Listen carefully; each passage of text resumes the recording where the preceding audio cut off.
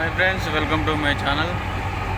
ఈరోజు మహేంద్ర బండి కిందకి వచ్చిన ఆ బండి బయటకేంది ఫీల్డ్ దగ్గర పడ్డది. ఆ బండి వేరే దిక్కుపోయింది. ఈరోజు మహేంద్ర బండి కిందకి వచ్చిన ఫీల్డ్ అయిపోయిన దగ్గర పడ్డది.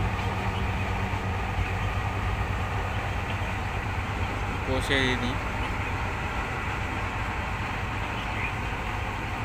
మళ్ళీ తర్వాత మక్కలు లోడ్ ఉన్నది, మక్కల లోడు దానికి పోవాలి. ఇది అయిపోయినాక ఒకటే ట్రిప్ ఇది.